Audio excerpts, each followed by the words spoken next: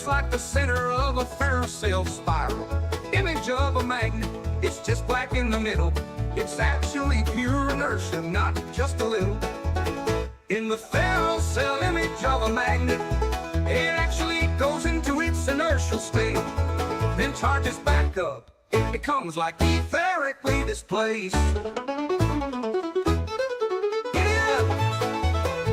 You start to see it charge up once more, and it goes back like it did before.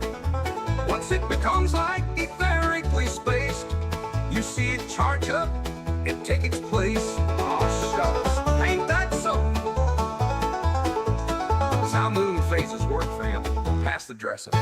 In the magnet's heart, centrifugal divergence flies, centripetal convergence pulls. Defying all science, etheric whispers sing, light and shadow blend, magnetic cycles spin, where physics seems to end. In the carousel image of a magnet, it actually goes into its inertial state, then charges back up. It becomes like etherically displaced. Yeehaw! Grab your partner, swing 'em round, magnetic cycles up and down. Either song in the air, hillbilly science everywhere, 'cause it's like etherically displaced. Yeehaw! Yo, belly on up to the Wixit word salad buffet. Who has light vinaigrettes?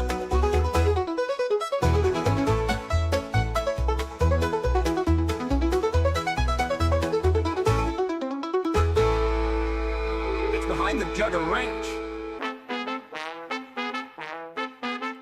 Pick it up, pick it up. Is it dirt? Is it potato? Watch the screen and wait for the show. What's revealed, we're dying to know. Is it dirt or a potato? Check it out. Dirt or potato?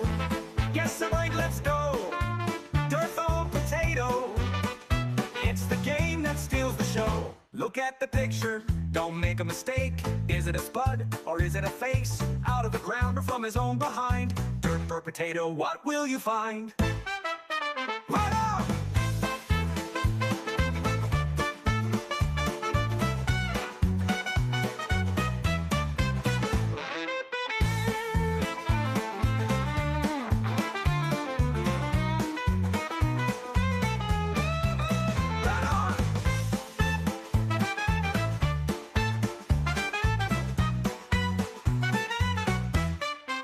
Yo, can you tell what's underneath? A derpy mugshot or a root beneath? With every guess, we laugh and cheer. Is it dirt or a potato? Let's make it clear. Hang it up, give it a show. Dirt or potato, let's go.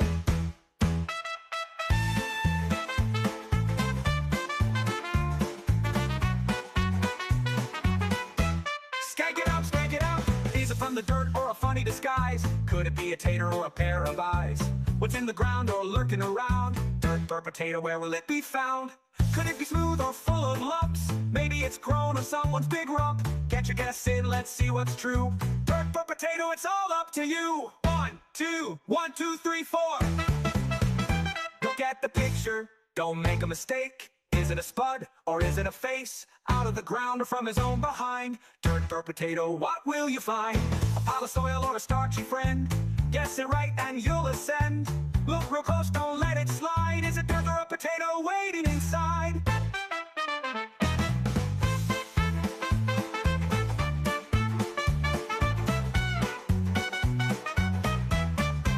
Let's go, rude boys.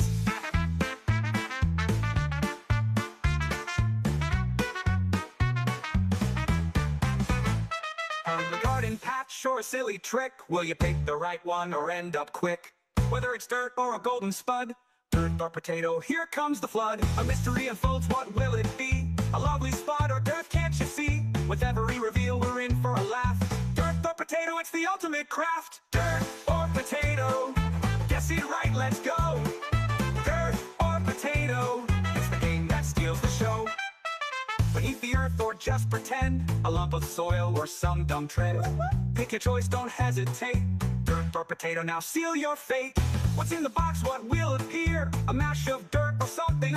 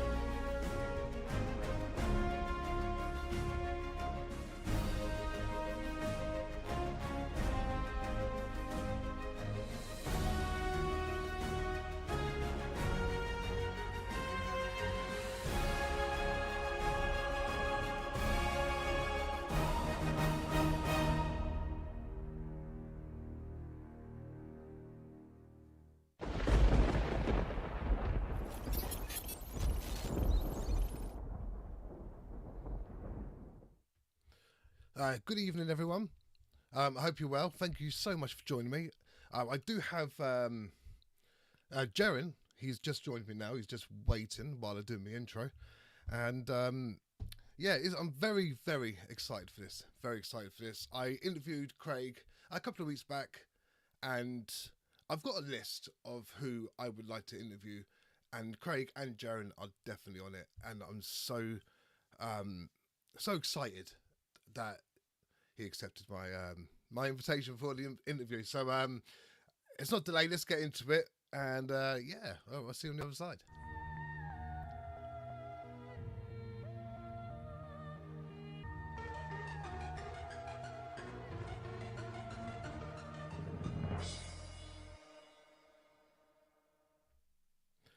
I've kept him waiting too long now, so let's get him in. Right then. Jeran, can you hear me? I can't hear you though. Now I got making those rookie mistakes. Rookie mistakes. There you are.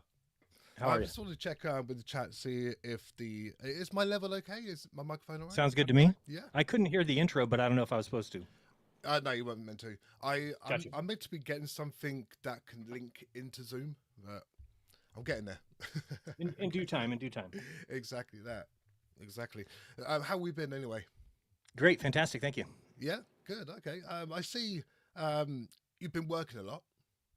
Yep. Back to work. You haven't streamed for a while, so Nope.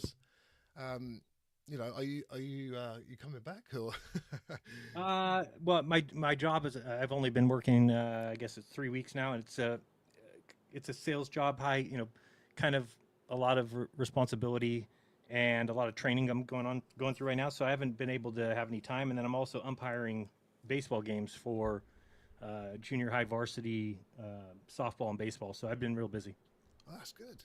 Yeah. You keep yourself busy, and it seems like you're enjoying it. So Yeah, no, I mean it's back to the real world, I guess. If I had to decide where I'd rather be, I'd probably rather be where I was, but that's just not possible anymore. So what are you gonna do? right, okay. I've just let everyone know that where is it? You see the ticker going by. If you have a question for Jeran at the end, I'm happy to ask away and everything. Not all questions will be asked, but let's see how it goes. We've got about 50 minutes, so let's not delay and let's get to it. So right, I want to talk about flat Earth, but not too much, okay? But what I really want to know is your Antarctica trip. Now I know you've probably done loads of like interviews or discussions, chats, and everything about Antarctica, but Not too many, to be honest with you. no, But no, well, that's good. That's good. So I just want to talk a bit more about flat Earth and Antarctica, and then we'll just go into Sure. what's next for you on YouTube, and if you got any plans or any topic any streams coming up or stuff like that. Yeah, no, I'm an open book, so you can ask whatever you want. All right. Okay. Perfect. Well, I want to thank you, Jeran, for accepting my invitation. It's very exciting. I'm gonna be real with you. I followed you and subscribed to you and watched you as a flat earther. Honestly, Oh, I didn't know you were a flat earther. So, okay. I'm not a flat earther. You were, I mean. You said you were or no? No. I'm never a flat earther. Oh, you followed me as when I was a flat earther. Yeah. Gotcha. I followed you as a flat earther. Thing about watching you is, you can tell you're chasing the truth. So even in your debates, you still held your own and everything, and you gave your arguments, which is absolutely fair enough. But we could all see that you were chasing the truth, and that's what I'd never followed any flat earther except for you, and your content was great. Your debates were good. I enjoyed watching your debates. And you've had a lot of praise with your moderation. That it is top notch. It is. Thank you. It's amazing. You're very fair, and it's enjoyable to watch as well because you do calm situations down and you do let other people finish their points off before getting interrupted and everything. So, Yeah, I believe that that's what a debate should be, right? You want to hear from both sides. Yeah. Both sides should have equal amount of time, and there shouldn't be any little games where it's, I'm going to try and talk over you the whole time, or then it's just kind of cheating, or you're not getting to the bottom of it. So, yeah, I think that's why I moderated the way I did. And thank you for what you said about chasing the truth. I'm disappointed in myself that it took, 10 years, better part of 9 years. Yeah. To get there, because I think looking back, there's so many opportunities that I should have gotten out. But also, when you're in as deep as I was, and you have an audience like I did, I always knew that if something came up that proved the globe, that it would have to be substantial. In that I would have to be able to tell my audience, this is why I'm going back to the globe. So as time went on, I kind of started to think that that was more and more impossible, because it didn't seem like it was going to happen. So yeah, when Will Duffy had mentioned Antarctica, I'm one of the OGs. I knew that Antarctica was key to the shape of the Earth. That if Antarctica was as we were taught, well, then the Earth's a ball. It's really that simple. But since there's not a lot of people down there, and it's very difficult to get to Antarctica, or so I thought, it was very easy to kind of chalk that up to, oh, that probably is a lie. And then from there, you can build whatever world you want. Yep. Because, you can just say, well, the South is a lie. The South isn't what we're taught. They're lying about the South. So it just became very easy to not really look deeper there when I should have. But yeah, when I went down there, it was just the South is exactly like we're taught. The Earth is mapped. It's mapped on a sphere, which would be impossible if it wasn't a sphere. So yeah, because that's like, I sort of think, did you generally believe it was flat, or just curious in a way, sort of, When I started, it was just curious. In fact, I remember my wife and I talking and saying, like, well, what will happen is somebody will come along and explain why we're wrong, and then that'll be it. So we'll just kind of, but I would say it didn't really happen from the start. It was, I've talked about this before, but when you get, let's say I do my first Flat Earth video, and there's 10 comments under it. Well, about 8 of those comments were interesting points. You're onto something here. Keep going. Hey, your videos are really great. They're funny. Keep going. And then 2 of them would be drink bleach and don't ever procreate. So what that does is it drives you away from the truth, because you're looking at that and you're thinking, well, these 8 people love me. They think I'm great. They think I'm funny.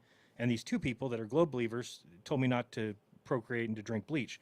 So it's very difficult for your brain to say those are the people that are correct, and the 8 people that are saying how great you are the ones that are wrong. And if you kind of multiply that out as time goes on, it gets even worse. You start getting invited to speak at conferences. People think you're great. People want to speak to you. They stand around for hours to wait to talk to you after. They pay money to be at your VIP table. So the more that happens, the more difficult and I really do think it is a brain thing, that your brain enjoys that, and so it actively blocks new information from interrupting what it wants to believe. So, again, can you override that? Should you be smart enough to do so? Yes, but I think that's a problem with a lot of the flat earthers, that they and then if you're a flat earther, you've probably shunned your family or friends or coworkers in some way.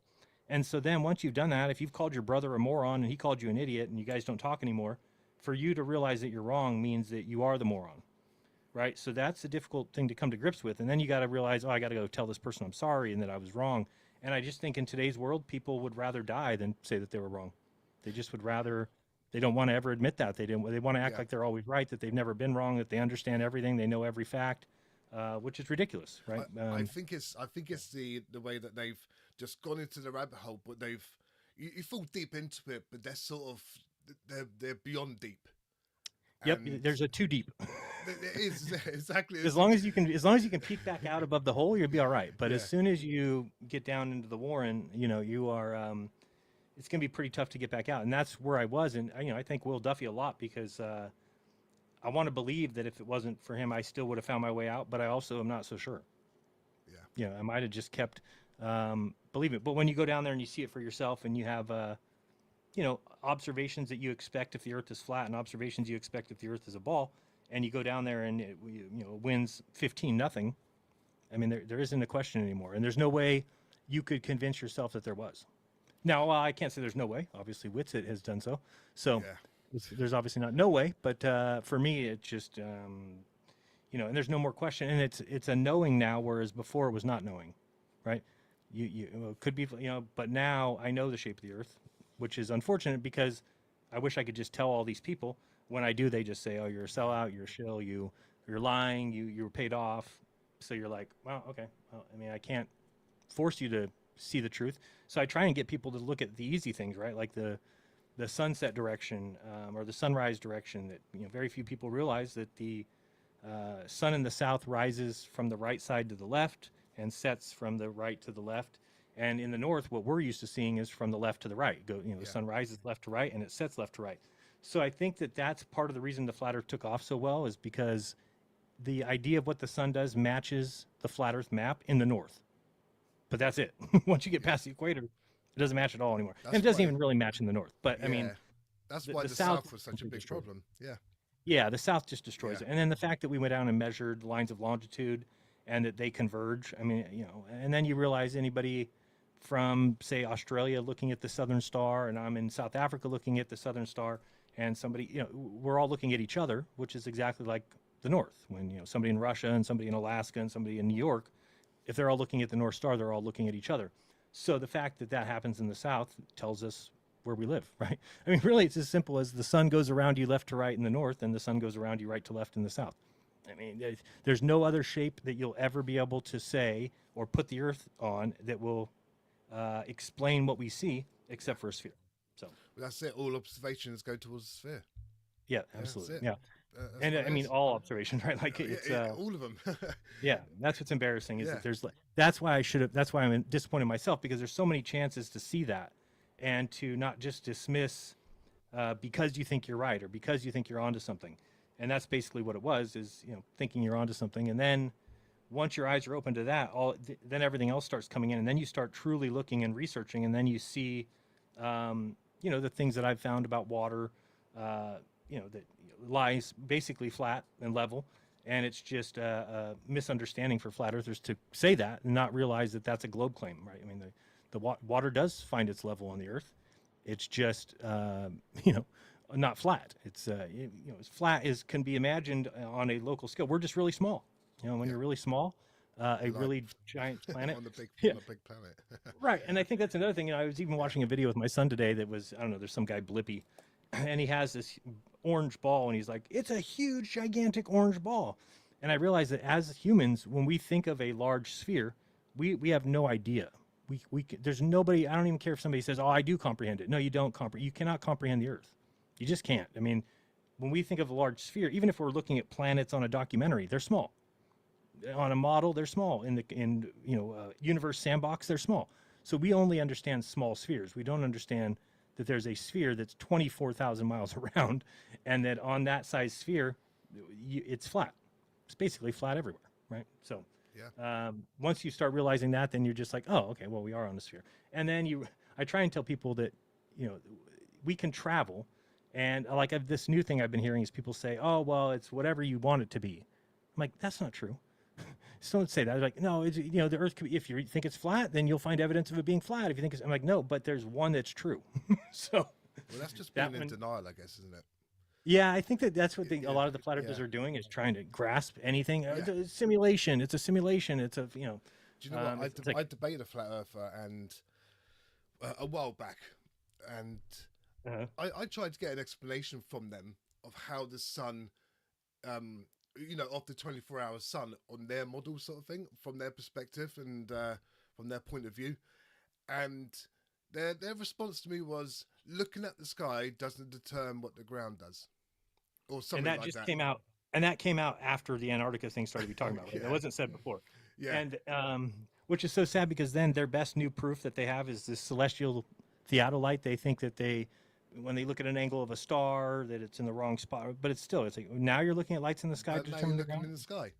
Hey, imagine that. They pick their moments. So just got a few on the flat Earth, but what I want to talk about is Antarctica. I want to know about your experience and everything. Sure. And because I was going to mention that you might have lost friends and family sort of from believing in the topic of flat Earth, but I don't want to go down sort of. Yeah, I mean, that I know. road. I mean, if you're talking about my the flat earthers that were friends, yeah, I've pretty much lost all of them. I mean, Yeah. they're gone. They blocked me. They, will just curse me like crazy. I'll just bring this up real quick.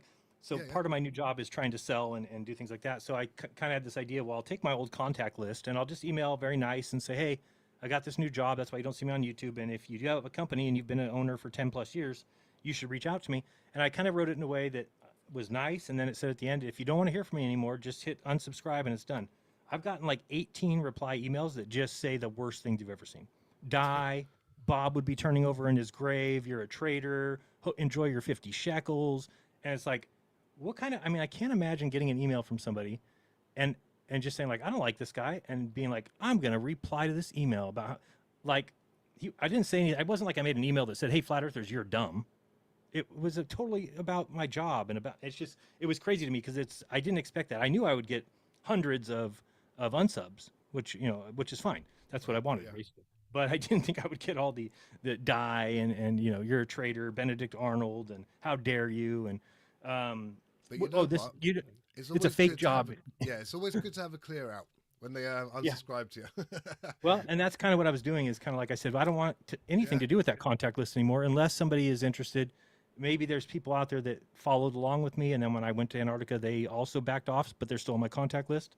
So that was the kind of hope. And I did get one guy that reached out yesterday, and he was nice, although he's in the UK and says he owns a company there, but not in the United States. But anyway, it was nice of him to reach out, at least reply to that email and say, hey, hope you're doing well, because nobody else did, right? So, no, but I lost, as far as family goes, no, that never happened because as I became a flat earther, it was just kind of known, I guess, in my family. They knew it, and they might ask me questions about it, but there was never any like arguments. It just was kind of left alone. My dad never brought it up. My sister didn't really bring it up. She brought it up a couple times, but she has a master's degree, and she would like tell me things like, I would ask her something about flat Earth, and she'd go, I told you already, Jaren, that the chances that a couple guys on YouTube are right and all the physicists in the world are wrong is zero. So that's my opinion. And I would just kind of go, okay, and then we'd just leave it at that. So she was very happy, obviously, that I flipped back. I mean, I think my whole family was, obviously. So, no, it's good. I mean, as far as friends go, they're not real friends, obviously, if you've told the truth and they bailed on you. I mean, so it's not like I'm upset about it or I miss any of them or I wish I was still friends with them. No, I don't have any thoughts like that. I mean, they were acquaintances for a long time, for 10 years, and now I kind of look at them really differently. I look at all of them as and I don't know if they were that bad when I was a flat earther, but it's so bad now. I mean, all the It's fucking batshit crazy now. Okay, it's getting worse, right? Yeah. You got the different type of flirts now. You got okay, good. you got the ones on YouTube. Have you seen the TikTok flirts? Oh my goodness. The flat earthers on TikTok are. I don't know. I don't know what happened. They must have been dropped on their head as a baby or something. But then you got Discord flat earthers who I debated against, the flat Earth Discorders, the flat Earth Discord, and wow, they what they do is you ask a question, they sort of go around the houses a bit to try and get away from the question to answer their own question, and it might even be something completely different. So I might talk about Antarctica, and what they've done is, you can't look into the sky, but what about the curvature? I'm like, Answer my question, and they of course they've got these. They think they've got these gatyas, and of course I even wrote a post yesterday. I think on YouTube I wrote a post that said, I don't know if have you ever seen the video of the turning torso. I don't know what country that's in, but there's this big building, and the video actually somebody took observations of it at like 15 miles, 17 miles, 19 miles, 20 miles, and you just watch the water go right up the building. And so I posted that, but I mentioned in my post, I said, the thing about flat earthers is they say they want evidence of something, but when you show it to them, they'll just say it's fake or ignore it. So they don't really want evidence of anything. And I think it has to do with thinking that you're right? If you already believe you're right, so you're like, oh, the earth, how could you be a truth seeker? You're not a truth seeker. You've found the truth. So therefore, you're no longer seeking any truth. You are proclaiming your religious dogma of what you believe. So I think that's what flat earth has become, is nobody's actually a truth seeker that's a flat earther. If they were, then they would seek the truth, and they're not. They think they already know the truth. That's why they laugh. And that's what's most embarrassing, right? Is that they're cocky. So I don't think I've ever seen anything in my life such as somebody being so cocky and being so wrong. It'd be like a freshman baseball team in high school being cocky about to go up against the Yankees. They're gonna get just And then destroyed. get destroyed, yeah.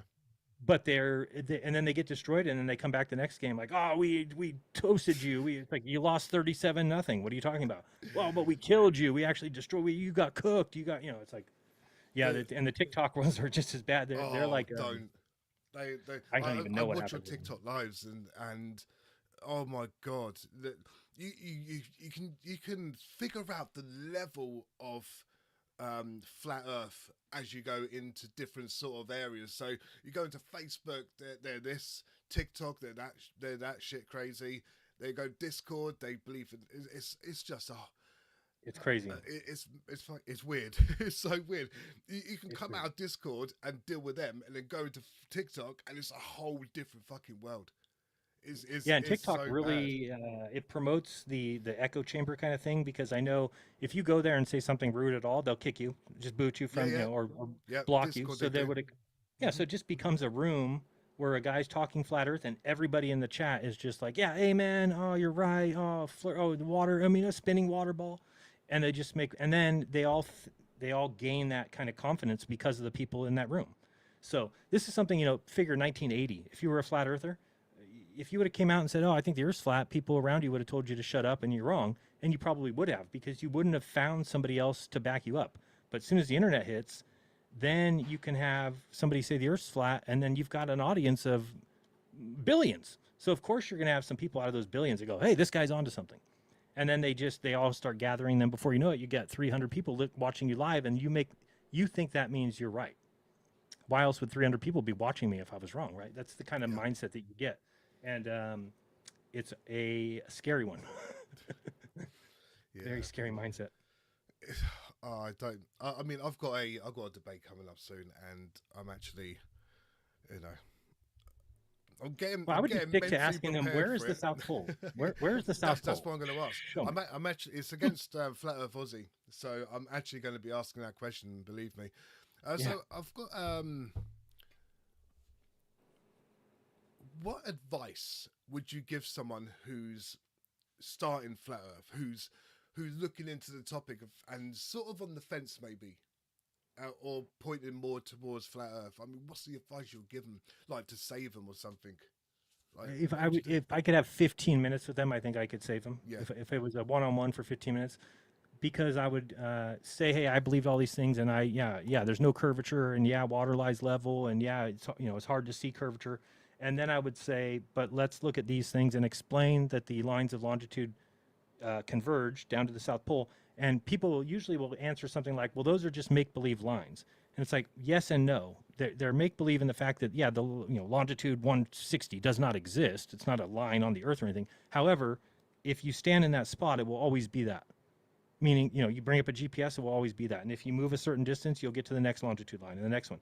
So they are real in the fact that they don't change, and therefore the Earth can't be flat. I mean, because it requires the Earth to expand. It requires once you get past the equator, it doesn't come back together. It expands, and so that would be very easy and noticeable. I think I did the math at 50 degrees south, and at 50 degrees south, it's 40 miles per degree of longitude on the globe, and on a flat Earth it would be 160.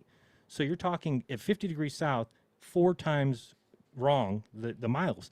So could they fake that? No. That would mean a plane that was flying, let's say you're in South America and you're just going to go to the Falkland Islands. I don't know how far that is. Let's say it's 800 miles. If you were to take that flight, you would find out that it was actually 3,200 miles. Well, you would die, because the plane certainly wouldn't have enough gas to go 3,200 miles. It would only go, it's thinking it's going 800, and then it would dive into the water. So a deception like that would be found out in days. And then when you get down to Antarctica, it's way worse. Like Antarctica, where we were, I think it's 13 miles per degree of longitude, and on the flat Earth it's 210. So I mean, that was just now you're getting to but you know ridiculous. what though, I really do hope more people reach out to you in particular, because we need people that are just flat earthers and then really questioning their worldview and everything. And the one person they could think of straight away is Jeran. Let me speak to Jeran, because he's experienced Antarctica. He's experienced one phenomenon that doesn't work on the flat Earth. Right. Maybe I am missing something. Maybe I'm just like, hang on. If I just talk to Jeranism, he'll surely put me back on the track of being, or, on the globe side. But do people do that? Do people actually just wake up and think, I want to talk to Jeran, and you know, really get Not out very of many. this I mean, fucking not that I've hole? seen. I did. There's an app called Cameo, Yeah, which I signed up for and put my name on there. And two people have purchased a sit down with me, and both people are not flat earthers. They both realize they were wrong. So brilliant. I do think it's possible, but I mean, again, saving two people, big deal. So Yeah, still good. that's the hard part. And then, I think YouTube, the way it works on YouTube is if you do something like I did, which is you have an audience, and then all of a sudden YouTube sees this huge drop off in your subscribers and in your content as far as views, well, they don't push you anymore. And and I get it. It's from a business standpoint, what could be good about that channel, right? If the channel's going along, they've got a bunch of people watching, is what YouTube wants, and then all of a sudden something happens and there's a huge drop off in their views and subscribers, there's no way YouTube would say, oh, this person has figured things out and now they're speaking truth, and so they need to be promoted. No, they are going to reduce your views because they figure you've done something to piss off their audience. They want people watching you, not people not watching you. That's what people fail to realize about YouTube, is that they want people stuck on. This is why Flat Earth was promoted for 2015 to 2019, really. It was promoted heavily because of the viewer retention time, right? So YouTube measures things in viewer retention time, which is how long does a certain viewer stay on your content. Well, Flat Earth has by far the most viewer retention time, I would bet, of any content, because there's so little content, there's so little flat earthers out there actually producing content, that if somebody is watching my 4-hour live stream, they watch it for 4 hours.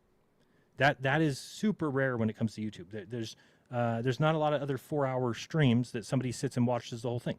People are usually skipping through there. So the fact that there's just nothing else to watch on YouTube for a flat earther, they certainly don't want to go watch a glober. So they just sit on your content, and then they go from you to whoever's streaming next, and then whoever's streaming next. And that's kind of the, so I understand the reason why YouTube does what it does, and I understand what happened to me is going to happen to somebody that does that. That just kind of upturns the table and says, hey, I was wrong about this. Well, you just pissed off your entire fan base. Yeah, but you know what? Do you know what the difference between you and them? It's the fact that you were, you believed in the flat earth, or whatever. You were a flat earther, and then you had the guts to get on, front of a camera and just be like, look, I was wrong. But no other flat earther has done that. As far as I'm aware, sort of thing. But I mean, I watched the whole journey of the final experiment, and we watched we went through the stuff of Vapegate and everything. Oh fucking hell! But there's so much happened that it was meant to be such a great time, and getting experiences, and what's the word I'm trying to think of? Anyway, and then you got Witsit that goes down there and sort of just doesn't collapse the whole thing in a way, but then he's going on live and now he's just stirring shit, and he's he's vaping and trying to, I didn't really follow the whole sort of vapor thing.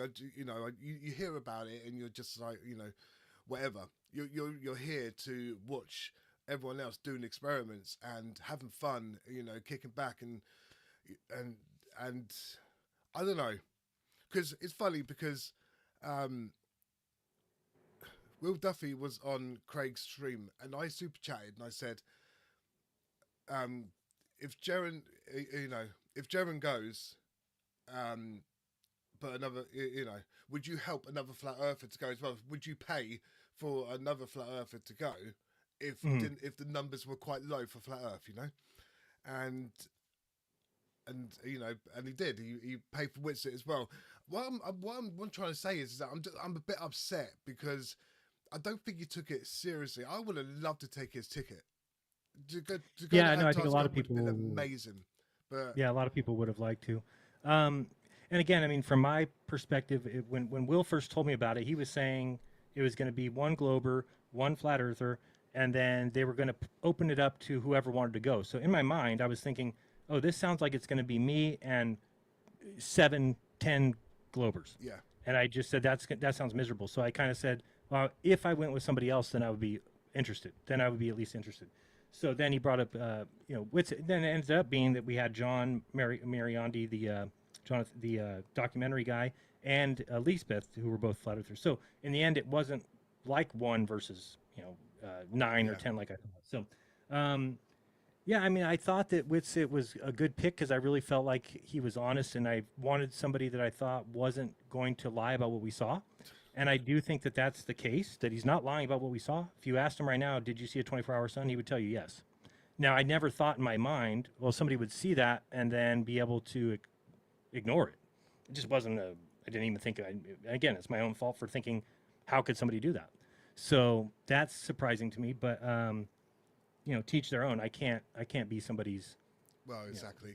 Right. There's only so much banging on someone's head that you can to get them to realize that you are seeing something and witnessing something so magnificent and so flat earth destroying that you go back home. And I mean you guys got back home, and I think not a short time after, a couple of months maybe, I think you two had had a debate or something, right?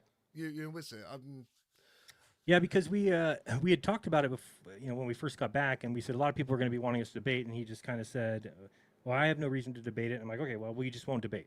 So that was kind of the thought at first, but then he kept getting it asked a bunch of times, and then he was going to do his little summit, and he said, hey, I have an idea. Can we, would you debate me at this summit?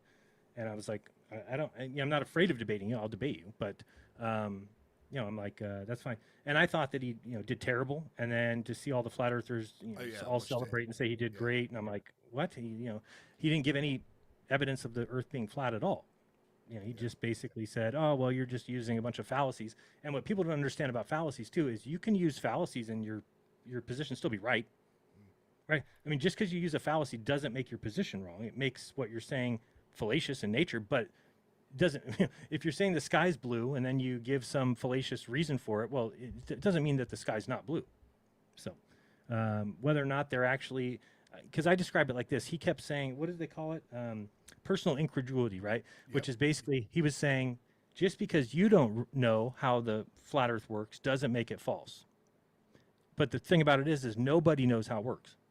So it's not like if I were to say evolution is fake, and then somebody could say, hey, that's personal incredulity, because there are people out there who can explain to you evolution. Well, the problem is there's nobody out there that can explain the flat earth. So it's not personal incredulity. It's called universal impossibility, where, I've kind of used the example of if you came home and your son had a bunch of chocolate on his face and you said, hey, where'd you get that chocolate on your face? And they said, oh, the dog ate a candy bar. And you said, what? They say, yeah, you say, no, okay, that's ridiculous. The dog didn't eat a candy bar. But that's not personal incredulity just because you don't know how the kid's face got chocolate if the dog ate the candy bar, because it's never been seen in the history of the world that a dog eats candy bar and the chocolate ends up on the kid's face. It's the same thing with the flat earth, is that nobody can explain how the sun works. So you can't use that as a fallacy, because I'm not saying I don't know how it works, so therefore I'm saying nobody does. Right? It's not just I don't know how the flat earth works, so therefore it's false. No, nobody does. So if nobody knows how it works, then it's probably false. Yeah. Well, apparently Joe Hanvey does. Have you seen? Oh his boy, model? I just saw a post. I just saw a post he made on Facebook, and the thing is, Jesus. he won't even let me comment on his stuff. He'll write me privately after he deletes my comment, and then he'll write me and say, I don't feel like debating you. I just want to say my piece. And yeah, of course you do. You just want to say shit that's wrong. He made a post tonight about Venus being seen at night. And he said, oh, here's a video that I took where it's at 10:21 p.m. and the Venus is 20 degrees above the horizon. And I'm like looking at his video. I'm like, that's like 10 degrees, first of all. And then I'm like, and if we know the stars move 15 degrees an hour, so in less than an hour, it's going to be under the horizon. And he's like, oh, it's impossible to ever see it after 11. I'm like, it was probably gone before 11.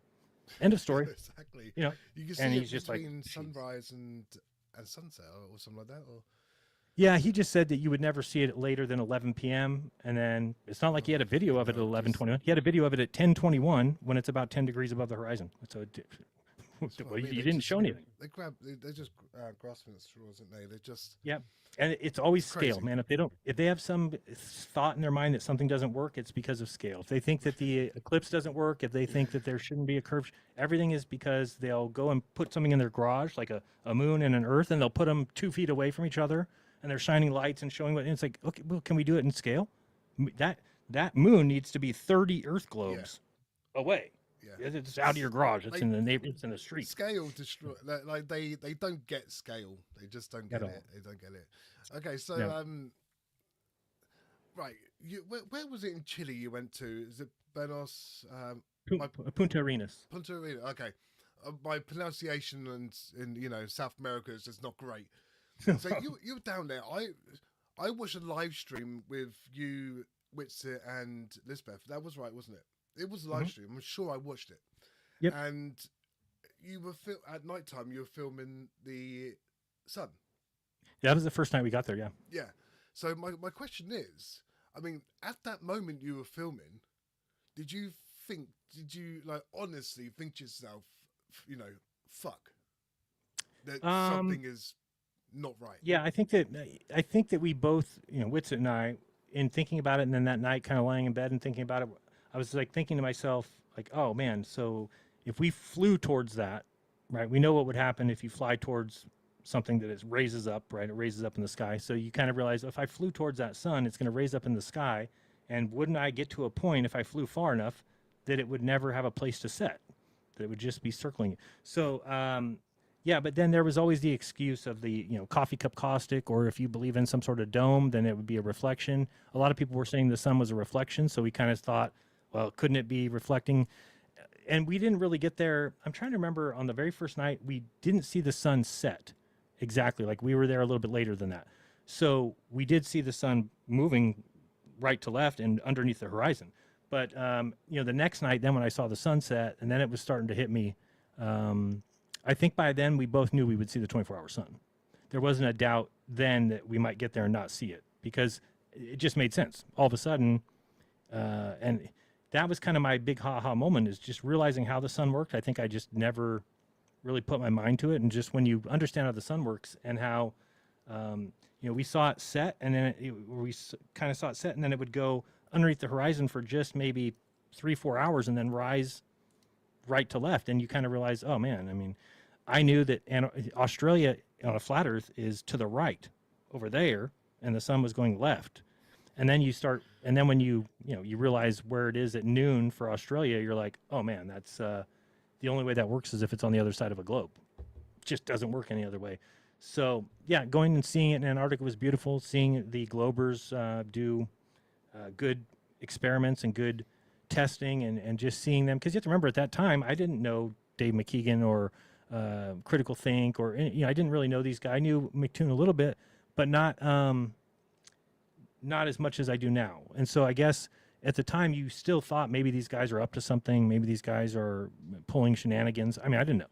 So when you go down there and you see them actually carrying, and actually notebooks and pens and paper, and they're out there making shadow snow, whatever MC Toon did. You put like balls of snow around, and they match perfectly with the expected shadow length. When you see that, you're like, okay, these guys are serious. They're not, And then you start to realize, as you realize the Earth is a ball, you're like, oh, I get why these people are the way they are, because they're dealing with incredibly frustrating people that are not listening to truth. They're just ignoring it. So yeah, that's why MC Toon, because I remember asking MC Toon down there, I was like, you're not getting any flat earthers. You're not converting any. And he's like, I'm not trying to. And that was like huge for me. I'm like, what do you mean you're not trying to convert flat earthers? He's like, no, I'm providing entertainment for globe believers, and I'm trying to keep anybody who's on the fence from becoming a flat earther because they see how dumb it is. And then kind of realizing that, I was like, oh, now it makes sense what he was doing. Yeah. Whereas before, I never really understood. I'm like, these guys are just, by calling us names, you're never going to get a flat earther to realize that they're wrong. But now I realize what he was doing, and he wasn't trying to convert flat earthers. It wouldn't have done him any good to try anyway. Yeah, this is how it was. I mean, when the globe at the time, when you were, flat earth or whatever, it doesn't matter. I mean, it was just always entertainment to us. It just, that's how it felt. I've spoken to so many of them, and sometimes I do like to rattle their cage. Right. I was up against one guy called AV on Discord, and he is Oh, I think I know who he is. Yeah. you know him, AV. Yeah. If you don't know him, he is the most horrific flat earther I think I've ever encountered, or maybe one of the most horrific ones I've ever encountered. He have you heard of the bullet dodger?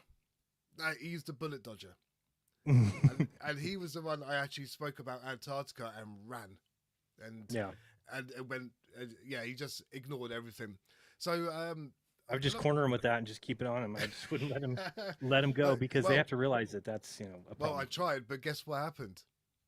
I got muted. Oh, wow. So I couldn't. The thing is, it's just like Nathan Oakley. They love their mute button, and I just wouldn't recommend. I said this on Craig's interview as well. Don't do the 24/7 Flat Earth Discord server. Don't do it. Yeah. So you know we're talking Antarctica now, which is Okay. what I really want to.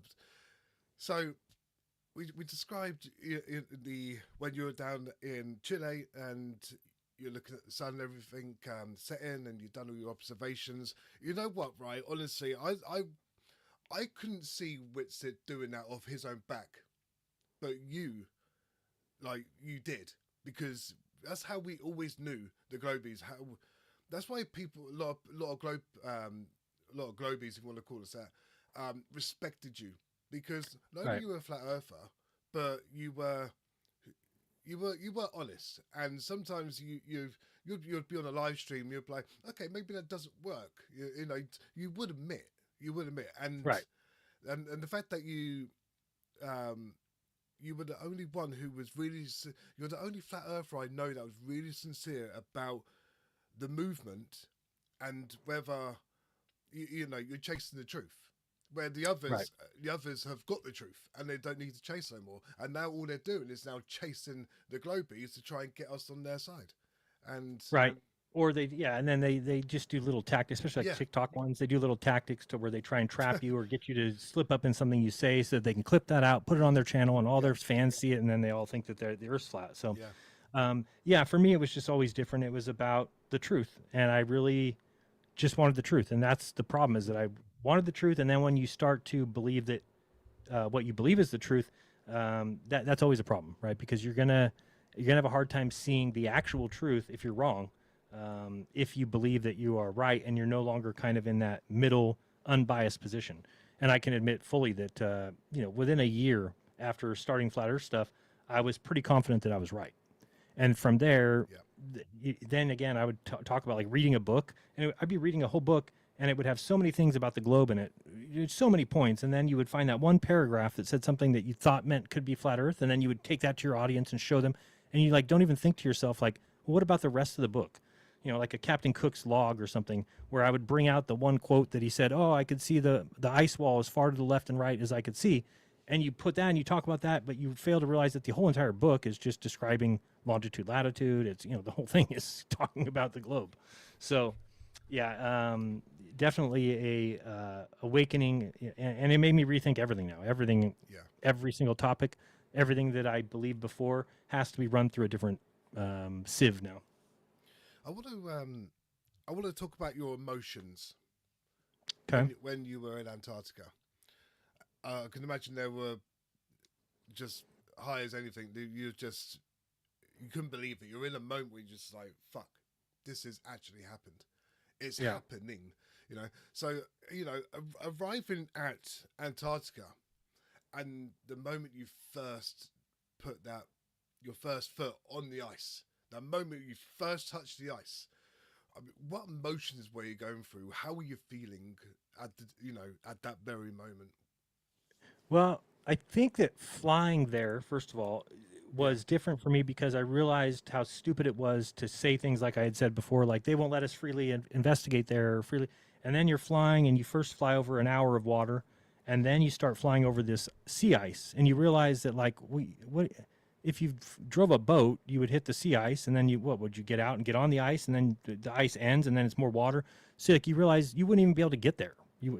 Unless you have one of these huge icebreaker boats that they have, that kind of melts the ice as it goes or cracks it. you just realize that like you would die. And then as you get past the sea ice for an hour and then you get into the mainland, then you just see nothing but white everywhere and you realize there's nobody who could do this. Like that's why it's so impressive, the people that have gone there and say they go from one end to the other. And usually when they do that, what happens first is a company like ALE will go with these trucks and they'll drive with these radar, or I don't know if they use radar or 3D, whatever, but they're able to see where the crevasses are and they will actually map a path for the person. And then it costs a ton of money, but then the person goes and when he walks the path, he walks a path that has already been cleared, meaning that there's no crevasses, there's no, so if somebody were just to try and go and walk across it, you'll die. Nobody's even ever tried. I mean, besides the guys who found it first, they just walked and found it. But as far as everybody else, they've always had some sort of a logistics team first go. And that's smart because it's just, I saw some of the crevasses. They're like, you would drive a car and the car would go in it. So they're that big, but it's also very hard to see. You'd just be walking and you could, go right down one and die. So I just realized that on the fly there. But then when I got there, it was just a kind of a, I don't want to say surreal, but it was more like impressive or more in awe because you've never seen anything like that in your life. I've never seen anything like that. It's just pristine. It looks so clean. Everything is like perfect. Humans haven't destroyed it. There's not buildings and trash everywhere. And then getting to see the team that was there, then it started to set in. Like, this is a travel agency. They've got 70 employees that work here. These employees are there to do a job. This is not liars. This is not people who are down there to fool you. This is not some production team. It's, and I talked to a lot of them and they'll, a lot of them would say like, oh, I love my job because I spend 4 months here. Then I go spend 4 months in Alaska in the northern summer doing tours there. And then they say, then I take 4 months off. I can go anywhere in the world because I don't pay for a place to live. I don't pay for any food. I don't pay for any travel. They pay us well down here and we save every penny because everything's taken care of. So you just realize now they're like smart and they're like, they're outdoorsy adventure people. So it just is kind of like a real different understanding of what goes on down there and why it's logistically so difficult for people to go there. And then you start realizing why, because we used to say, oh, there's 50 videos of the 24-hour sun in the north, but there's none in the south. And then you realize, okay, wait, there's also 90% of the population is in the north and 10% is in the south. So right away, there should be a 9-to-1 ratio. But then on top of that, there is land in the north, like Alaska, Sweden, Norway, Iceland. There's places that you can see the 24-hour sun that people live there. So in the north and in the south, there's not. So all of a sudden you start, because everything that's in the southern circle is Antarctica. There's no other place that's in the, that's it. So you just start realizing why, of course, there should be 50-to-1 videos in the north versus the south. There should be.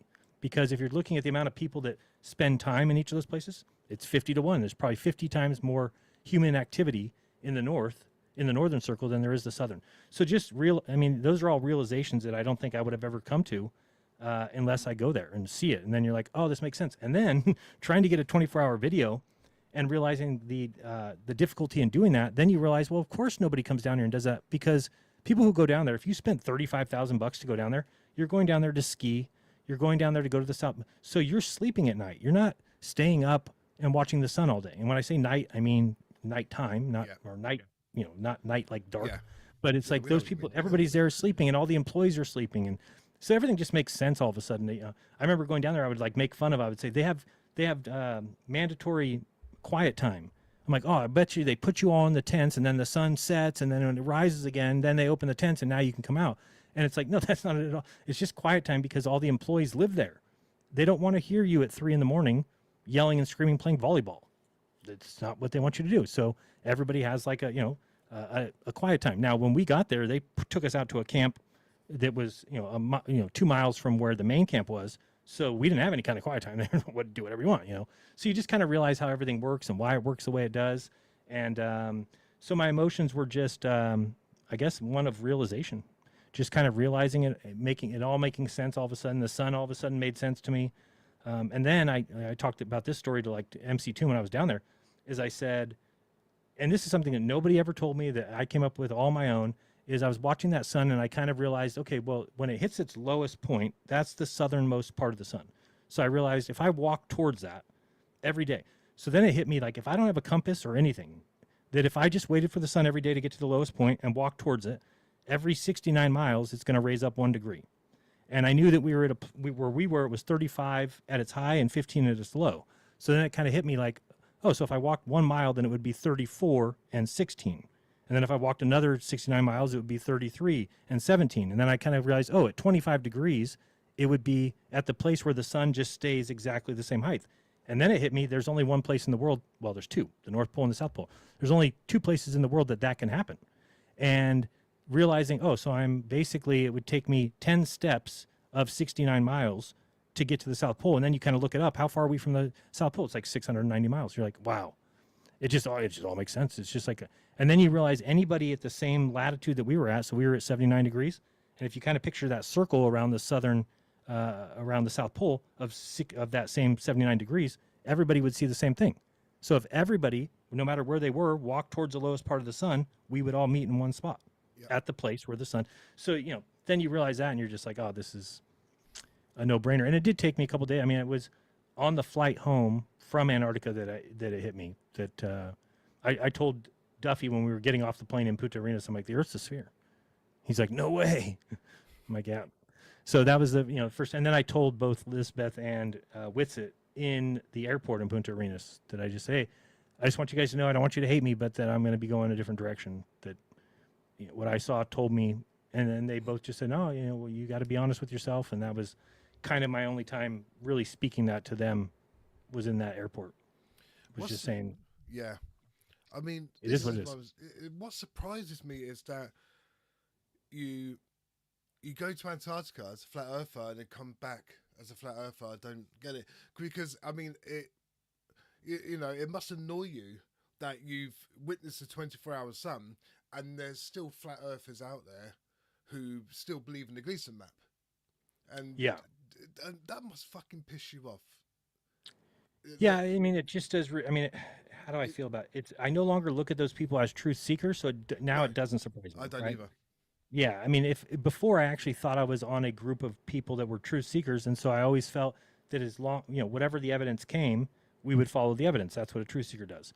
So when you get an example of that not happening, then you just realize what team you're on. And then it was just all the getting back and hearing all the conspiracy theories about, and it's just how wrong everybody was and how wrong their assumptions about things that we said are wrong, or just the way that they nitpicked, like, let's say there's 9 of us that were there, or 10 of us, and then you're like, well, 9 of us, I guess. And if you have all of us being interviewed in separate interviews, and then somebody goes through and watches every interview and tries to find some little mistake, this guy said this and this guy said that, it's like, what are you doing? That's not evidence of anything. And then they would find, like, the very first night we got there, I said something like, oh, and then we're going to the other camp because the sun's going to go behind this mountain. Well, the sun never went behind the mountain, and then everybody said, oh, Jeran said the sun was going to go behind the mountain, then it didn't. It's like, yeah, well, we were told, hey, we're putting you to other camps, so in case the sun goes behind that mountain, it's not going to affect you. And then when we got there, it never went behind that mountain. It just was a little bit higher than it. And it's like they all treat that like that means something. And it's like, no, it just means nothing. It's just, when I got there, we thought, and ask Dave McKeegan, he thought that the sun was going to go behind that mountain. That's what we were told, and then it didn't. End of story. That's it. It's that simple. Well, it's that simple. Just to clarify, the Gleason map is It's no-no. done. It's fucking in history. It's gone. You see my logo up there? My logo has the X over it. Oh, it's done. Yeah, amazing. It's gone. Gleason's gone. But then you got. It should be gone. It should be just. The thing about Joe Hanfi's model is that he's making light work from the outside and filming from the outside, but there's no camera inside to see. That's. Yeah, and it's like his little circle goes a circle on the dome. Yeah. But like when you're there, it's not on the dome. It's going around you. Yeah. Exactly. It's to your north. It's like he's showing a little circle that's happening on the dome, the upside down salad bowl wall. But that's not what. And then it's just all the people who thought it was a reflection or something like that.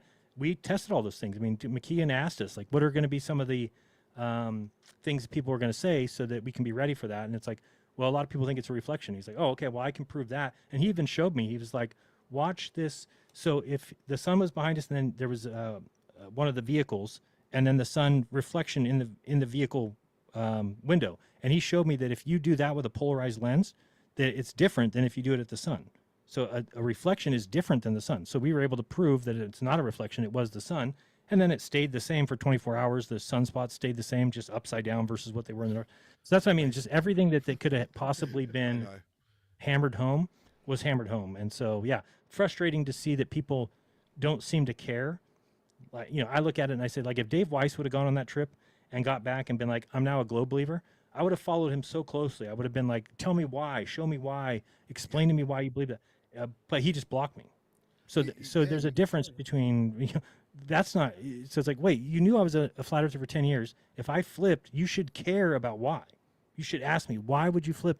Explain to me what you saw that made you flip and let me explain. But if you just block me, Yeah. I don't think you're a true seeker at all. He hasn't spoken to you since, has he? Not at all. Not once. Nope. So, Yeah, not a one fucking time. Amazing that someone could just be so in denial and, you know. Did you watch Professor Dave's video today? Say again?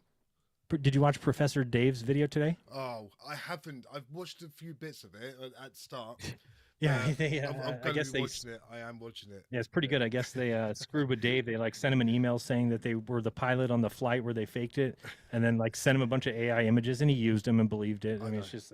Yeah, I mean, in fact, it's a Rubik's in my chat. I've started a Conspiracast, like a fake podcast, and got him on. Oh, it's great. It was Did you fantastic. watch It was so Oh, funny. it was Oh fucking yeah, it was brilliant. fantastic. It was brilliant. Yeah, it was so good. It's so good. So I don't know enjoyable. how he did.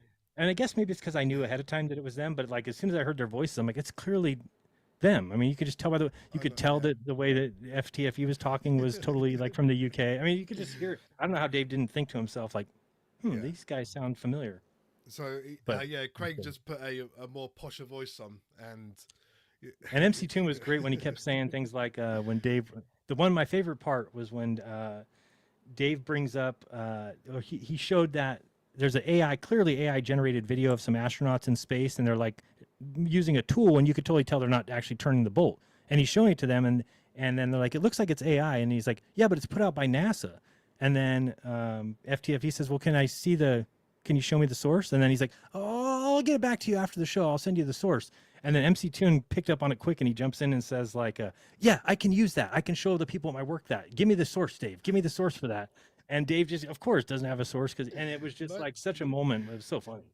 oh my Because again, days. he's just, the things that they put out, and Dave puts out, and I even told him before when I was a flat earther, things that he would say that I'd be like, Dave, that picture that you're showing of Greenland and saying it's Mars, I'm like, you realize that's just somebody who took a picture and made it red. Yeah. Like, do you actually think that somebody saw a picture of Mars and then went to Greenland and found the exact mountain? Do you realize the impossibility of that? Like, that's impossible. Well, that's the thing, 'cause they never flip reverse it, do they? No. That's their problem. They never flip it. No. This is how you know with the whole. I've only watched a few minutes at the start of it because I've just been a bit occupied with because I had a baby. Well, she's Congrats. she's 9 months now, but she's Okay, still well, she's still still a quite baby. yeah, and she's still quite a handful at the moment. So Yeah. That doesn't go away, by the way. So don't think when she I gets to know, be 4 or right, 5 yeah. or 6, you wouldn't be any better. I know, but this is the thing: is Dave will. You can easily. I don't think you could easily manipulate him, but you can get him to do things that you want for the right reasons. So you could just say that you're a flat earther and try and get him onto a sort of podcast, and he'll do it. He'll do it for clicks and Yep. do it for money and everything. This is how you know, right? The things with the Antarctica, the things with Artemis, people was trying to set him up on Conspiracast. Well, you know what I mean, like on thingies, Right. on podcasts, right? That this is how you know he is a grifter. He does it all for the money. If you ever ask yourself a question, Dave, do you actually believe in this, or are you just chasing money? And I'll tell you what, inside he's thinking, I don't believe this. But on the outside, we're looking at someone who just wants the money. I honestly believe that. I honestly believe Yeah, he is a globe the only earther. reason I would step back from that a little bit is because where I was, when you believe it, you believe it so fully that even if somebody's throwing facts at you or whatever, that you just figure they must be wrong, right? And so you're able to turn everything. Like for instance, when those people put him on the fake podcast, he looks at that not as he looks at that as, oh, this is them trying to stop flat Earth. This is their way of doing that. They're trying. So because he believes it so strongly. Now, again, is he a grifter? Yes. I mean, he cares more about the app money than he does learning the truth about. Like for him, there's two thoughts, right? I could keep going in case the Earth is flat and make money, or I can go look into this thing to see if I'm wrong. But if he's wrong, then he has to admit it, and then he makes no money. So you can see where your brain is going to actually completely ignore that side the best it can. Now, does he doubt the flat Earth? Yes, I believe that he does doubt it now. But it's not your. Imagine the so like I used to say this about Neil deGrasse Tyson, where I would say like, oh, he'll never realize the Earth is flat because he spent all these years teaching children. So and I believe the same thing about Dave. Think about the flat Earth is actually a lot has to do with Dave Weiss. People may not realize that, but for 2 or 3 years since he's been doing these podcasts, he goes to all these podcasts, speaks to all these people. You'd be surprised the amount of people who told me Dave Weiss is the reason they're a flat earther. So for him to realize that he's wrong now is too painful to your consciousness, to your psyche, to your brain. Your brain does not want that, because it would be the end for him. I mean, everything is. Yeah. He has to get a job but he's flat Earth Dave. Everything that he said, all that, to him at this point, I think he has to go down with the ship. Yeah, I think. I agree. I agree. It's just impossible. Like otherwise. But I still. But you think he honestly he lays in bed at night and thinks the Earth is a globe, and I'm just going to keep lying and saying it's a flat. I don't believe that. Do you know? You don't. No, I don't think that. I think that he might doubt the flat Earth, but he says, but if he keeps, it might be flat. That's his idea. It could still be flat. So but that's where I make money, is if it could be flat, right? So I don't think he thinks to himself, oh, I'm definitely lying to everybody. I don't think that. I think he thinks that he must be right, and and his brain just blocks the other stuff. I know that sounds crazy to people, but I only can say that because I was there. Yeah. I was at a place where people would tell me things that I would just here's one example. I'll give you an example. So in January of 2024, there was a debate on my channel, Witsit against Will Duffy. Okay, that was the very first time I ever met Will. He basically reached out to Dave, and then Dave contacted me and said, hey, will you do a debate with Will? This guy, Will, he's a pastor. I said, sure. So he was on my show. So I was the host. I was the moderator for the whole show. I watched this one as well. Okay, so after everything, when we got back and everything, and now I'm a globe earther, I went back and watched that show, and there's 2 or 3 things that Will said in that debate that were absolute globe proofs that I don't remember hearing. Now, I was the moderator, so how could I not hear him? But I look back and I'm like, oh man, my brain just filtered that out. Didn't want to hear it, ignored it, didn't even process it. So I know it sounds crazy to blame your brain, but I do think if you actually followed up with former conspiracy theorists or former religious people that maybe were deeply into religion and then got out of it, I think they would all say the same thing, that your brain does want to protect what it currently believes, especially if it's given you some sort of advantage, right? So if you're a pastor and you have made a bunch of money, and then all of a sudden something comes into you that might make you doubt it, your brain just isn't going to allow it. It's just not going to. I know it sounds crazy, but it's like a defense mechanism that, again, I've been invited to conferences. I've been invited to people like me. They love my videos. They're all fans of me. They support me.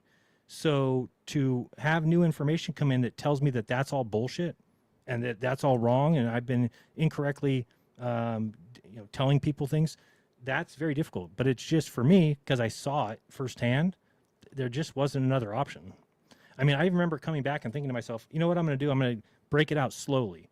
I'm going to first be like, okay, well, yeah, we did see the 24-hour sun, and I'm not going to reveal that I'm a globe earther yet. It was on my very first show. Like 5 minutes into the show, I realized that's just lying. It's just, I have to tell people exactly what I believe. So, but I have to say, before that trip, I wasn't lying to people. And people might say, yeah, but you were making money and you were doing this, so weren't you grifting? It's like, again, I think grifting is somebody who knowingly is lying to make money.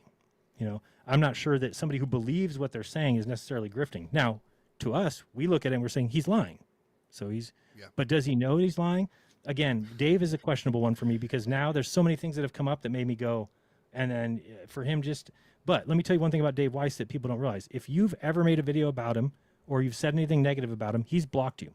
So imagine a world where you show up at YouTube every day and everybody who's ever said anything bad about you or said that you're wrong isn't existing. He doesn't see you. He doesn't see your videos. He doesn't even notice you.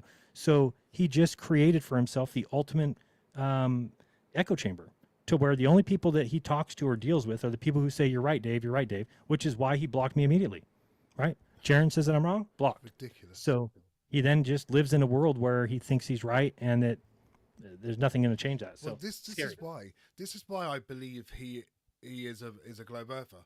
Now, you know him better than I do. You've known him a very long time.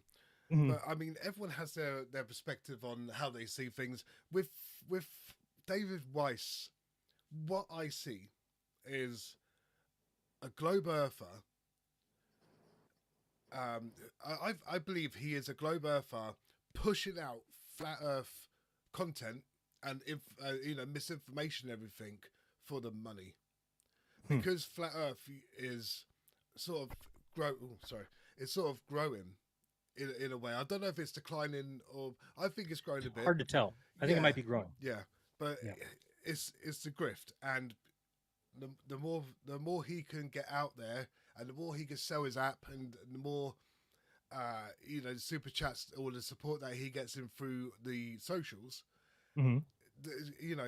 Once you start chasing the money, it's hard to get out of the thing you were doing to get the money.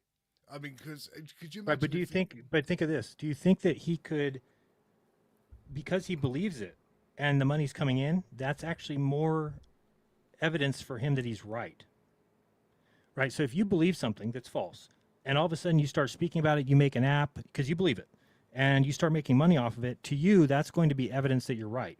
Because there's not a lot of people out there that can make up something that's a complete lie and make money off of it. Think about it. Like what person's like, I mean, yes, there's like, I'm a star seed and there's all these crazy people. But as far as, I think that he thinks that he's onto something, that the map is right, but you could be right. I mean, I guess I don't like to think of it that way, because then it means he lied to me for 8 years. Right. So that's a problem. I want to punch him in the face. So, I guess that's why that's shocking to me.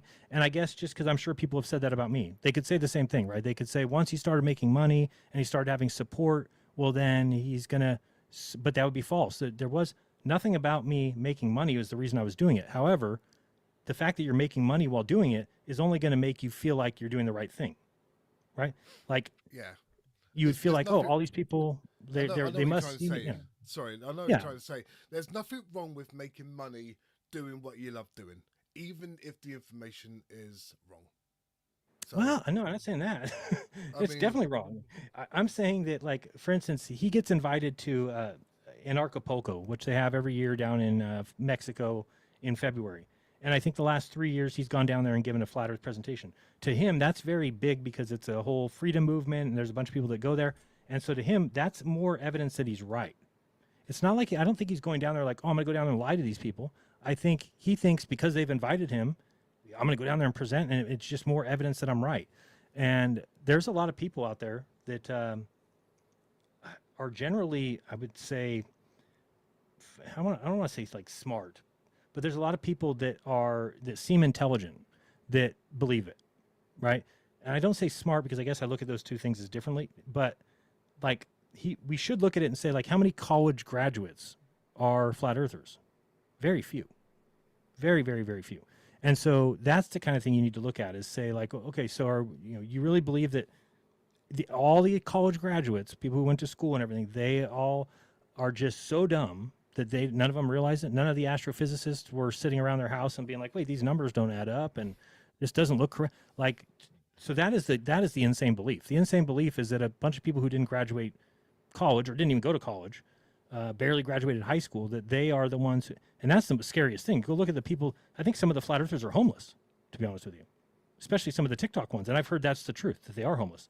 They have a phone and they sit out in a tent and talk on flat earth on TikTok, and nobody knows that, but I've heard that. So, and it wouldn't surprise me that that's the kind of people you're dealing with, or people.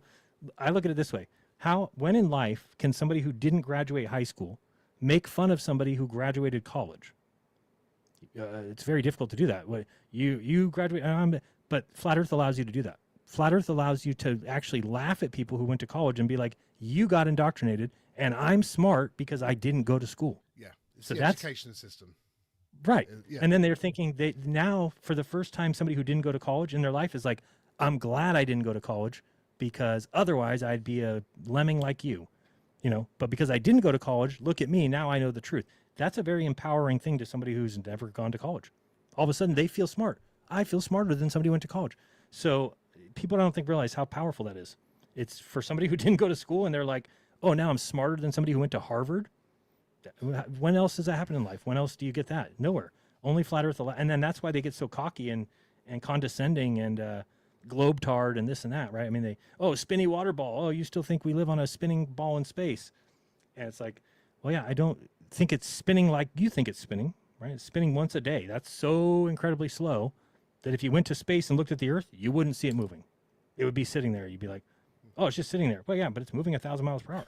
Just you can't see it because that's how large the Earth is. So That's right. crazy.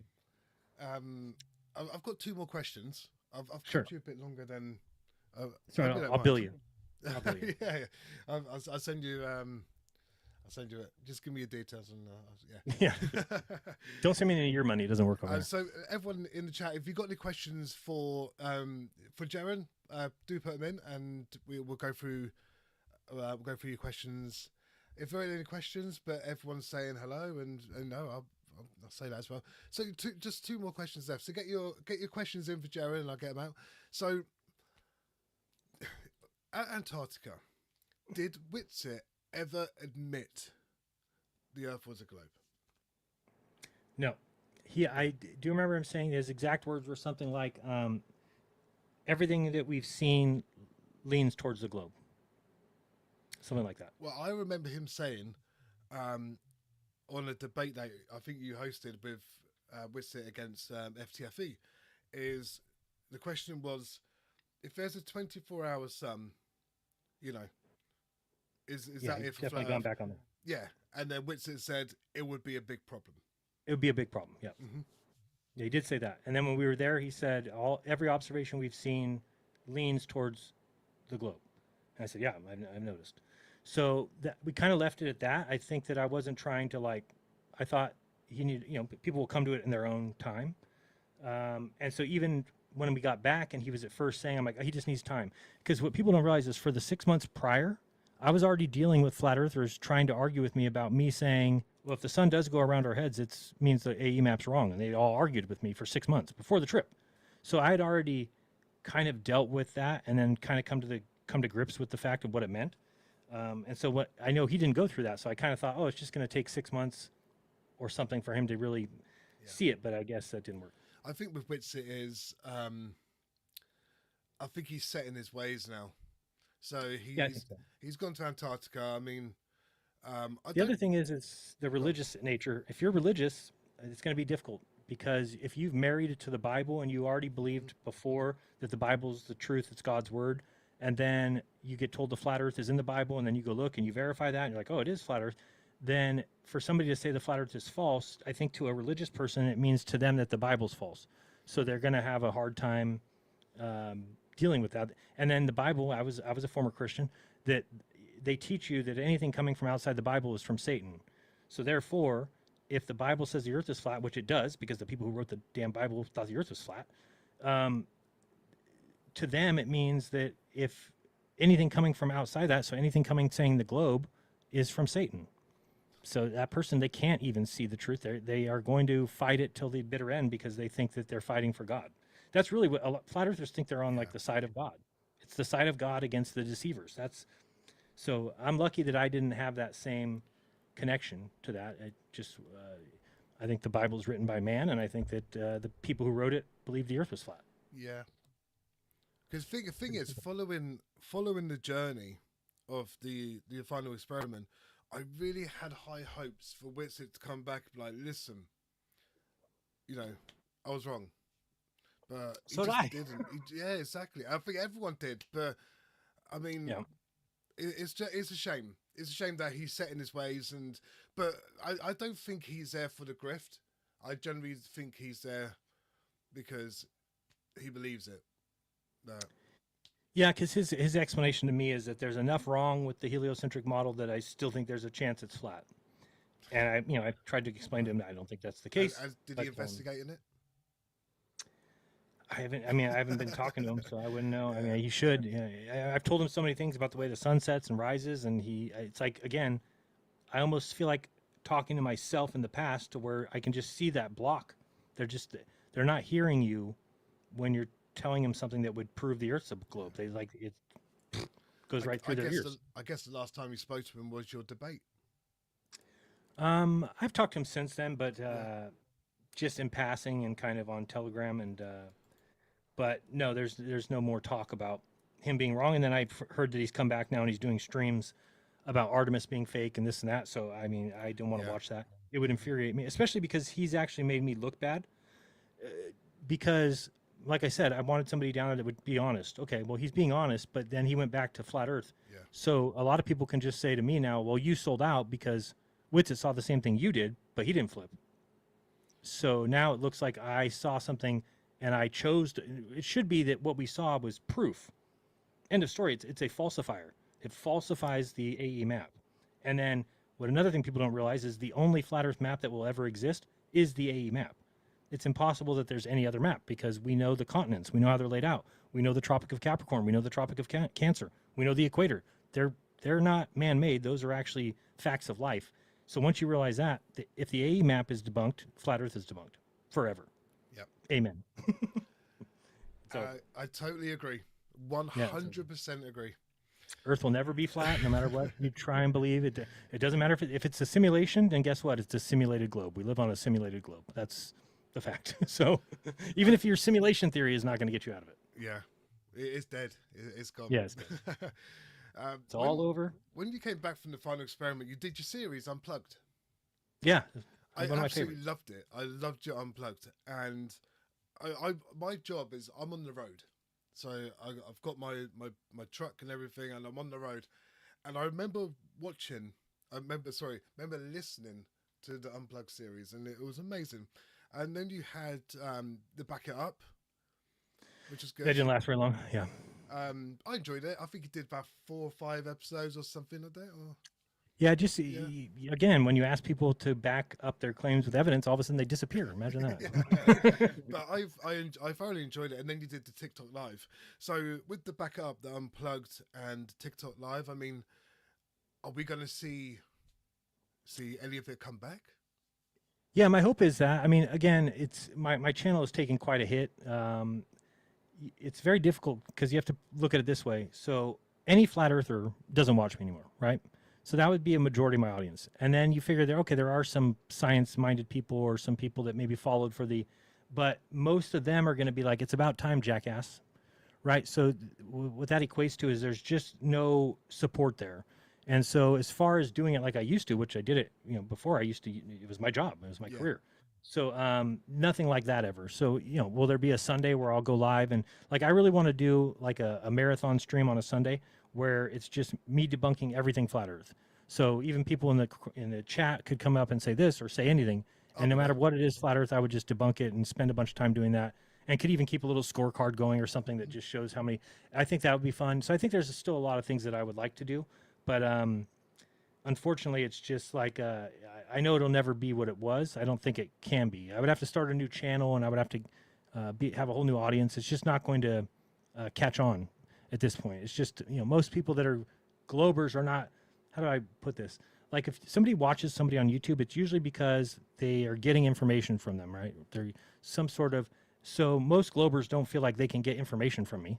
They're like, this idiot believed in flat Earth for 10 years. So it's not, there's nobody there that really cares what I have to say, to be honest with you. I mean, yeah, there might be a few. I'm not saying you didn't or the people that watch, but I'm just saying that as far as growing a channel, it's just, the chances of that are probably gone. But it's okay. I'm okay with that. I knew that the whole time. I mean, I knew that. I don't think I knew to the level, but I certainly knew that. Hey, if you come out and tell people that you're going to lose your audience, and it's going to be tough to gain a new one, so I knew that. And then I think it was a little harder to gain a new one than I was hoping it would be. But I get it, right? I get it. And I get why using the same channel is not going to work, because YouTube isn't going to promote me. They look at it as like, where did all those people that were watching you go? So YouTube doesn't like when you've destroyed your audience like that.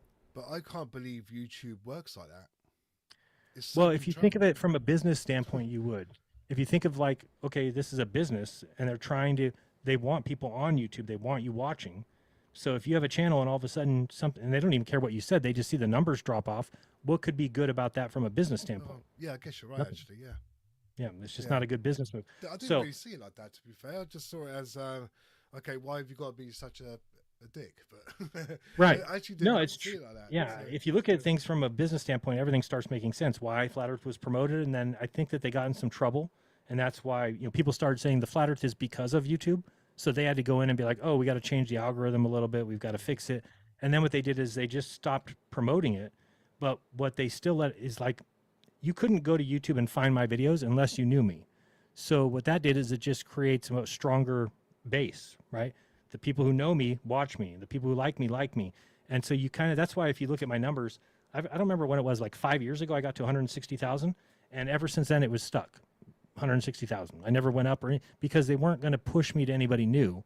But the people that like me, and they kept watching. But then when you lose all those hundreds of thousands of people, or whatever it is, 80,000 people, there's just nothing left there that is, from a business standpoint, good for YouTube. Unless I contacted them and say, hey guys, the reason that, and I don't even know who you'd contact, but hey, there, I was a flat earther, and then everybody fell off because I found out it's a globe.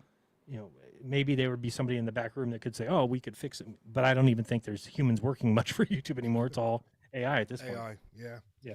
taking over the world. Sadly, yeah, and that's kind of what I'm doing with my new job too. Is I'm selling AI services. So it's definitely taken over. There you go. I was going to ask what you do for work, because you've been Well, busy and this has not really it's been actually much. impressive. So the company that I'm working for has been in business 38 years, and they have really good connections with like the United States Conference of Mayors and the National League of Cities.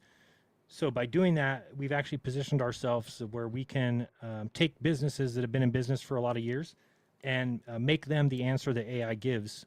If you were to ask, hey, who's the best electrician in my city of Chicago?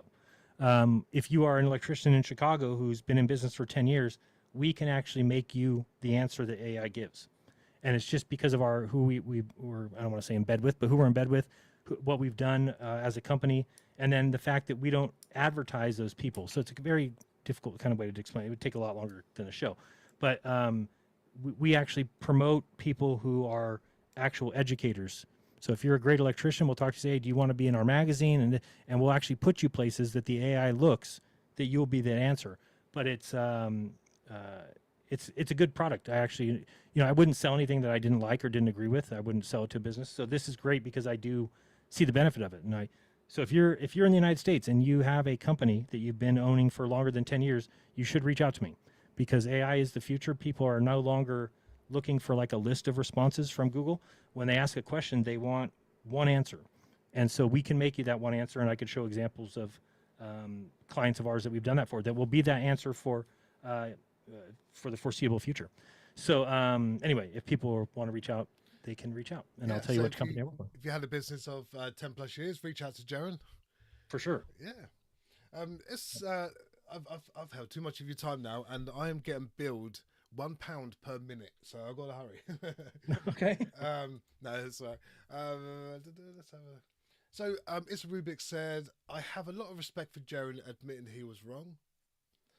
Thank you. Said Jeran is a bit loud. That's right. I'll move away from my mic. He goes, I agree. I always liked Jeran. I'm glad he escaped the flat Earth cult. See, everyone's... It's a cult, for sure. Yeah, absolutely. Hell-centric. Kudos to you, Jeran. It takes a lot of integrity to do what you did. Thank you. Yeah. I appreciate that. No, I agree. I can't imagine the opposite. That's the thing. Anything else is just a lie, and I can see why people would do it. Now I look at people and I say, oh well, even if this person's wrong, they're never going to admit it. I see that now.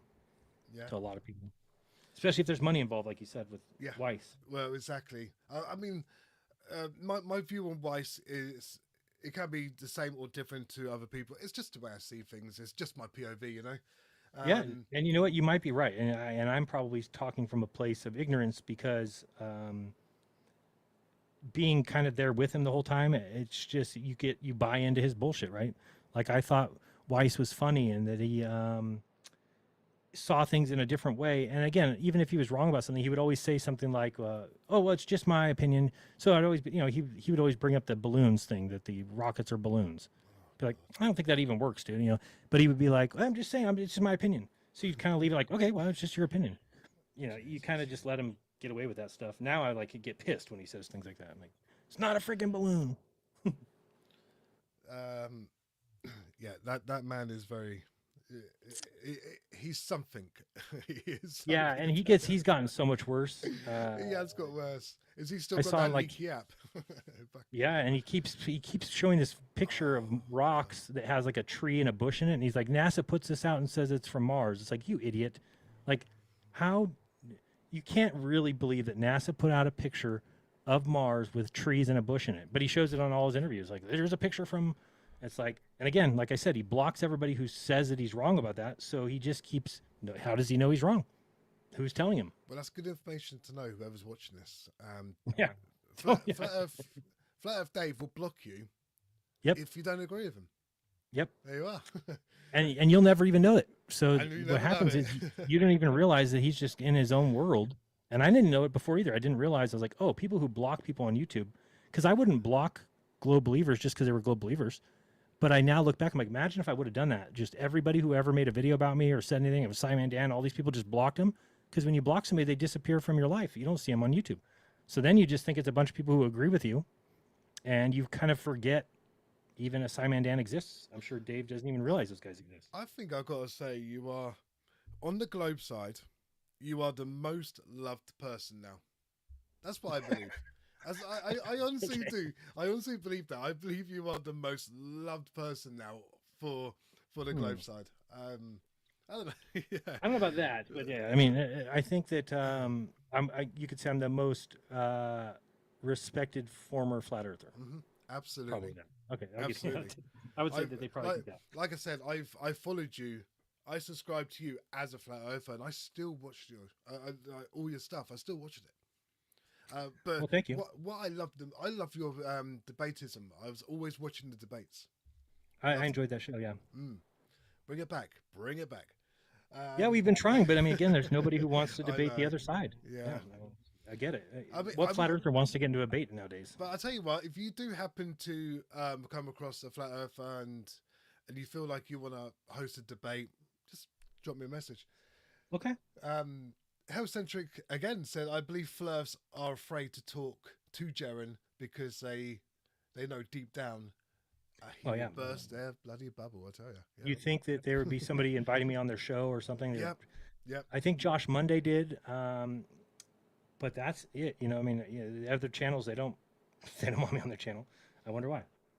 Yeah, I've been waiting a long time to do interviews, but I was so focused on everything else. I had my daughter and everything, and I was focused on everything else. I was on Rumble for a bit, and then I thought, you know what?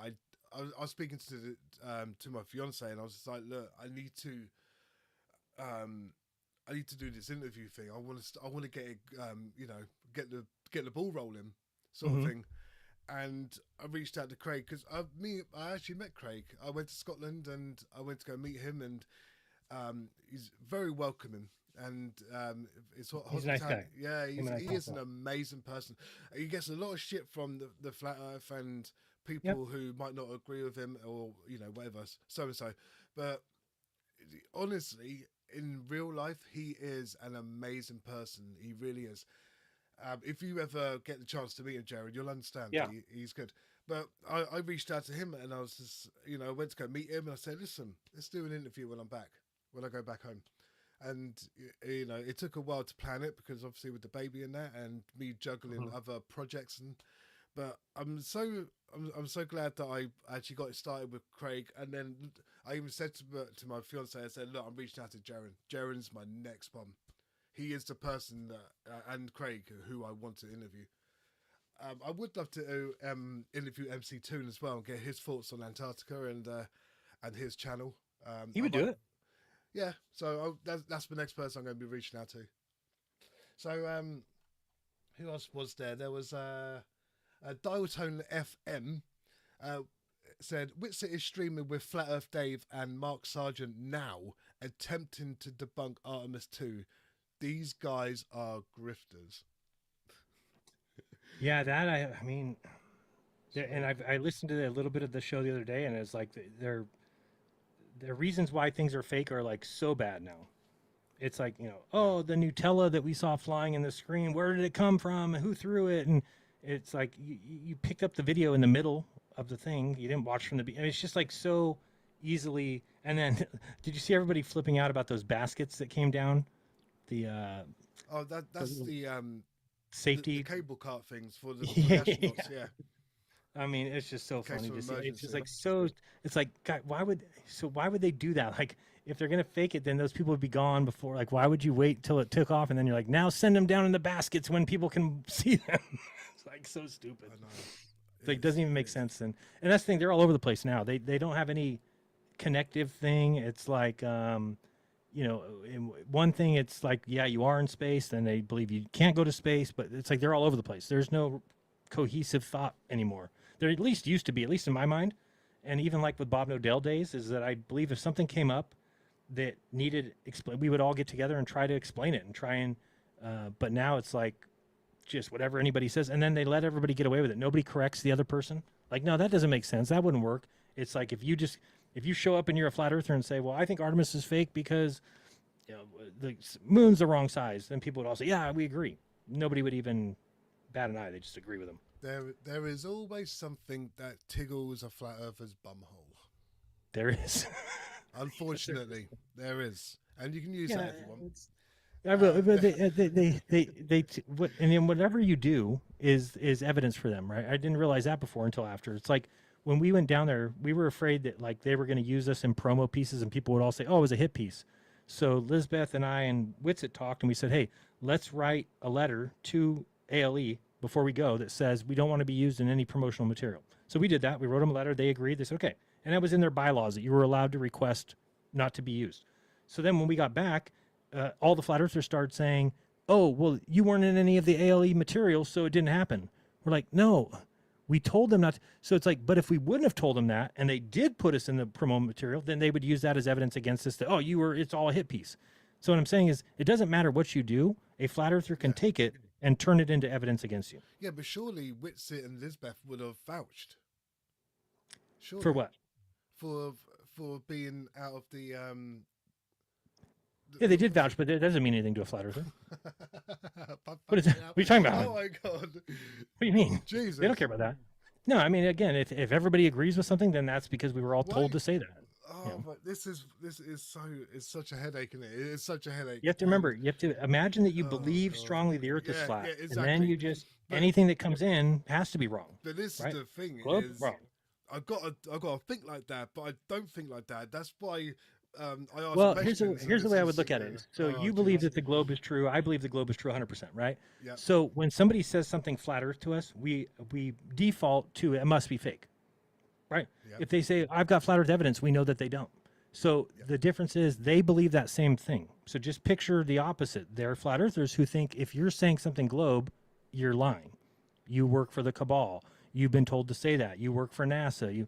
I know it's hard to grasp, but they believe it that strongly. It's so frustrating that when it's the other way, we've actually got the evidence. We've got the Right. evidence, Right. And they think you you're- fabricated and the you're- evidence. Exactly. Oh my Yeah. days. That's the I- thing is that you can't have the evidence or else they're wrong. So that means that you don't have the evidence, you fake the evidence because they have to be right. I mean, it's a scary proposition, and I don't know where it ends either. I don't know anymore like how you're going to ever convince those people. They will never be convinced. Yeah. Like I said, mean- no matter what, there is always going to be something that would tickle a flat earther's asshole. Right. Okay. So there's one more, and then I think it's more of a statement about a debate you did. Let's read it out anyway. So it's from Deltone Sure. FM again. Jaren might want to back I'm going to say word for word, by the way, as quoted. Okay. Jeran might want to back and watch the debate that he moderated with Globy, McGlowface, and Witsit, and others from 2023. Globy is taking. Globy is talking about the sunsets in a different hemisphere back then. That's Yeah, what he and said. so let me explain that. So I did not hear that. So the fact that I can say that tells me that that is it's a subconscious thing that happens. Yeah. Because there's no way I purposely like heard something that was globe evidence and been like, oh, I'm just not going to look into that. It's like your brain ignore or it's not. Again, it'd be like if you are watching a flat earther in a debate, you're not actually thinking about what they're saying. You know it's wrong, right? So it's like for me, doing that moderation, I didn't care what the globe side was saying. I knew that they were wrong. I mean, it's like even Blitz was on. I think I know the debate he's talking about, the one that Blitz was on. Blitz and Globy and Mortimer or something his name was, I think. But yeah, I mean, now I listen to Blitz and I realize how intelligent he is and how He's very smart. intelligent. Yeah. So it's like Yeah. the difference is then I didn't even look at him as like a PhD or anything. I looked at him as a globe believer who was confused and didn't know what he's talking about and was wrong. So again, I wish I could explain why that happened or what. But I would guess if anybody asks if you could find, I know there's not a lot of former conspiracy theorists, but if you find them and you kind of lead them that way and say, do you think there's something in your brain that actively tries to protect your current belief? They would say, yeah. You know, I don't know why that happens but I think it has a lot to do with, I don't know why it would happen to a viewer. To me, I think it happened because I don't want to say leader, but when you have people who start to follow you religiously, or you have people that show up at events because you're going, it really does make you think that you're on the right track. And if you think you're on the right track, then anything coming from the other side, it must be wrong because it must be. So it's unfortunate, but it's life. It happened. It's in my past. I'm happy my son's 5 now, and I'm happy I never taught him anything flat earth. So I'm glad it happened when it did. And I guess I only feel bad about anybody who's a flat earther because of me. But I spent a whole year, like you said, doing that Unplugged series and everything else. So I no longer really have that feeling. Anybody who's a flat earther knows I'm not and knows the reasons that I'm not, or at least has heard me give a. So if they're still a flat earther, then at this point, I think it's on them. You know, if you ever told me something that's false and I believed you, and then you change your mind but never tell me, then I could see where it's kind of your fault if I believe something. If you tell me that, oh, well, Trump is actually Elvis Presley. I'm like, really? And you're like, yeah, I know that for a fact. Okay, I believe you. Then if you just go and you decide the next day you're wrong, oh, no, I was wrong about that, but you never come back and tell me, then I could see where somebody was like, well, it's his fault that you believe it. I'd be like, yeah, I guess it is. But if you've come back and told me, hey, Jaren, yesterday when I told you that about Trump and Elvis, I was wrong about that. And then if I choose to continue believing it, that's on me. Right? So at this point, any flat earther that believes it, it's on them. Yeah. It can't be on me anymore. I've already told you you're wrong. I've already told you I was wrong, and I've told you why I was wrong. So No, I agree with that. it's on you at this point. But you know what? I mean, if there's any flat earthers out there, please reach out to Jaren and just have a conversation with him and just sort yourself out. But you know what? I Again, mean, it's just like an impossible question because they're oh, please just reach out to Jaren. I think there's very few flat earthers that believe that there's a chance that they're wrong. Oh, That's the thing, So they're not watching this like, why would I reach out to him? He's just going to lie to me about the globe. It's so very frustrating. Okay, we've gone through the questions. I've had such a great conversation with you. It's been amazing, and I just want to thank you for your time. We did go a bit over, quite a lot over. It's okay. 40 minutes at $2 a minute. No, I'm just kidding. But it's been amazing, and you know what? I'm hoping we can do this again.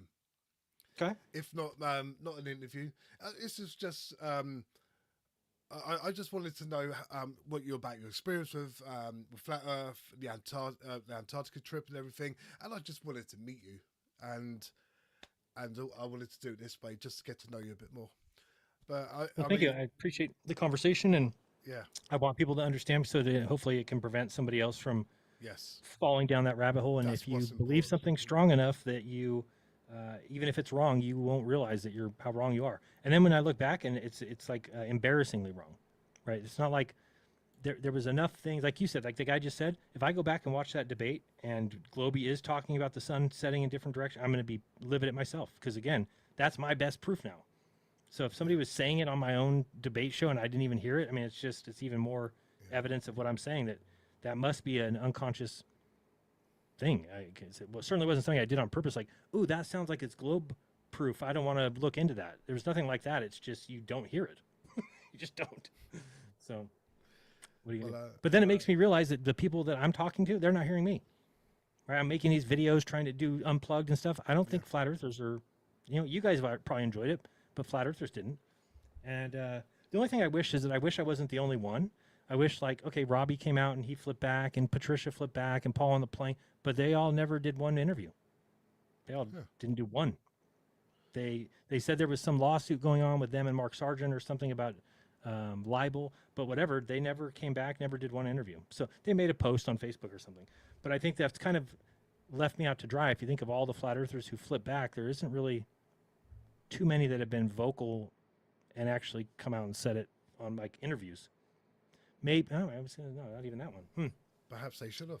They should have interviewed. Yeah, I think that it's put their story out kind there. of career suicide, really. I mean, it's something that I can see why people don't do it.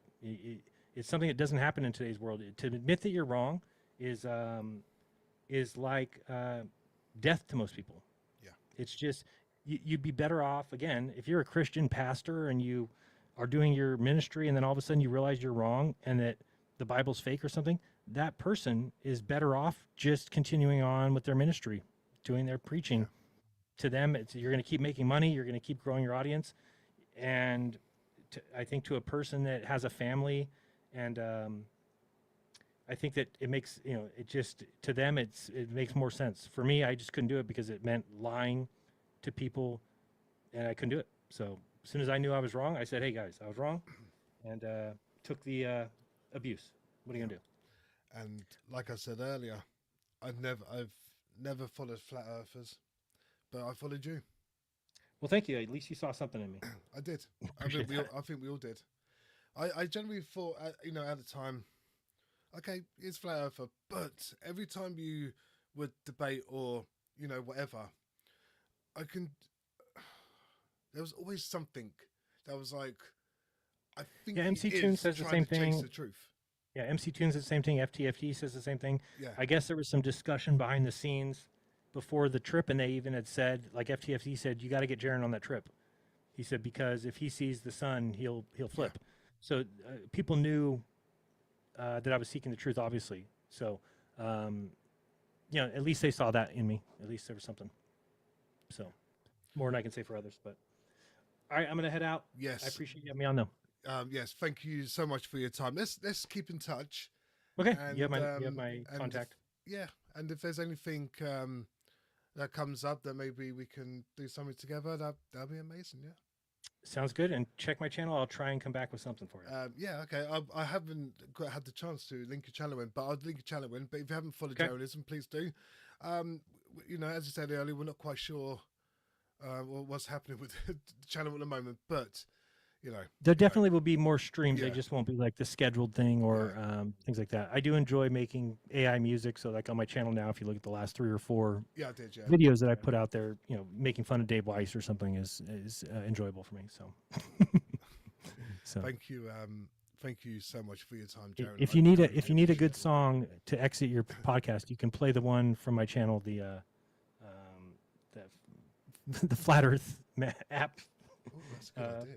Flat Earth doesn't quite work. What is it called? The Sun, Moon, and Zodiac doesn't work clock app, but it's a funny video. It's just making fun of Dave and calling him my old friend and saying that he's lying to everybody now. And so it's kind of miserable to see. But as long as I can make fun of it, life is good. Life is good. Let me see what I can do. It's on my YouTube channel. It should be like the last video or something. I don't really know. I'm trying to think. What's the last video I did? I think it'd be the last one out. Has a picture of Dave and his. If you know the TikTokers, you know that Angels of Shite. Angels of Shite. That's what we call his Angels of Light, I think. But fucking hell. He's been told 100 times about how planes go around the Earth, and he still says planes need to nose down. It's like, no, they don't. And he gets told by everybody, and then he just keeps in his lives every day saying the same thing over and over again. But ain't it funny how they land like this? Yeah, I know. Exactly. All right, listen, I've taken too much of your time. Appreciate it. Yeah, I do really appreciate you coming on. It was nice to meet you. And You too. You take care of yourself, and we'll keep in touch. All right, peace. Peace out, mate. Cheers.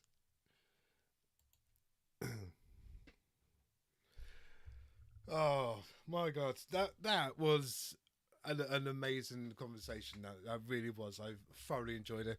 I was going to try and get the video of his video on his YouTube to do the outro, but I don't know what's going on with the internet, so just leave it.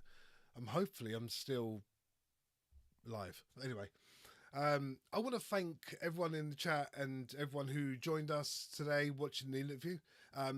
Also, a big thank you to Jeran himself for being here and taking up his precious time to be with me, to interview him and just to get to know him a bit more, and so everyone can get a good understanding of, you know, what happened in Antarctica and what's happening next for him on YouTube.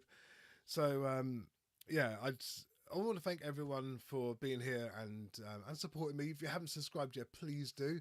If you haven't subscribed to Jeranism, what are you waiting for? Okay, get over on his channel as well and subscribe. Show him the support. He is an amazing entertainer on YouTube. He does really good content, and you know, he's got debates on there, and you'll love it. You'll absolutely love his channel if you're into that sort of stuff.